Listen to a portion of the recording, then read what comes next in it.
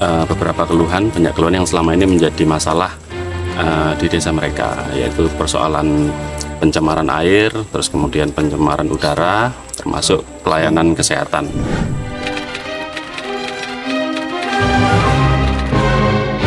Hari ini kita melakukan peninjauan ke 2 titik lokasi, artinya terkait dengan kawasan TPA Supiturang. Pertama, kita berdialog, berdiskusi dengan kawasan desa terdampak di sekitar Supiturang, yaitu Desa Jedong. Tadi kita ketemu kepala desa, ketemu perangkat desa, mereka menyampaikan beberapa keluhan, banyak keluhan yang selama ini menjadi masalah di desa mereka, yaitu persoalan pencemaran air, terus kemudian pencemaran udara, termasuk pelayanan kesehatan. Yang Desa Jedong dan desa sekitarnya ini menjadi kawasan yang terdampak dari TPA Supiturang yang ada di Kota Malang.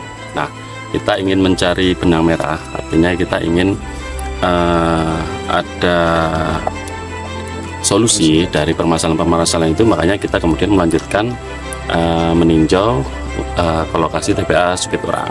Kita ingin melihat secara langsung bagaimana proses pengolahan sampah itu dilakukan, termasuk cara pemerintah kota menangani dampak-dampak dari sampah yang ada di TPA Supiturang ini.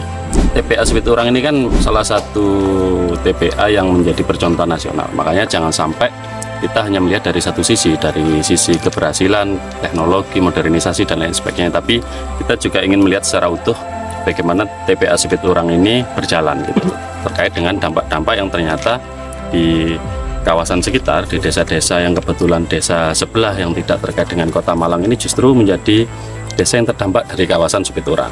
Makanya ini persoalan serius, persoalan lingkungan yang saya kira kita perlu duduk bersama antara dua pemerintah daerah ini, di antara kabupaten dan kota, karena ya bagaimana juga kan kita satu kawasan yang terintegrasi ya, Malang Raya. Jangan sampai hanya karena batas wilayah kita tidak atau menutup mata dengan persoalan-persoalan yang terjadi di kawasan sekitar Supiturang.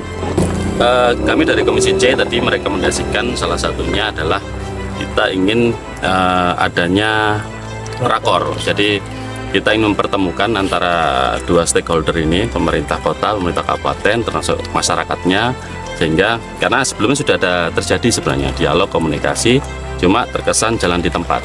Jadi tidak ada solusi yang signifikan atas permasalahan-permasalahan itu. Makanya hari ini kita ingin mengawal proses itu, kita ingin memastikan bahwa persoalan-persoalan itu tertangani dengan baik. Jadi ada komunikasi antara dua pemerintah daerah, termasuk solusi-solusi terkait dengan permasalahan itu, persoalan air bersih, persoalan pelayanan kesehatan, dan lain sebagainya. Tadi minta sumur bor, apakah bisa dianggarkan dari kota ke kabupaten? Ya, makanya kita akan koordinasikan itu nanti. Kita tampung masalahnya semua, terus kita carikan jalan keluar. Saya kira banyak opsi ya yang kita bisa lakukan. Jadi tidak hanya bicara tentang batas wilayah, APBD dan lain sebagainya, kita juga punya BUMD di sini, punya CSR dan lain sebagainya, yang saya kira itu menjadi skema-skema alternatif agar persoalan-persoalan ini tidak hanya ya berhenti di atas meja, tapi juga terrealisasi nanti solusinya.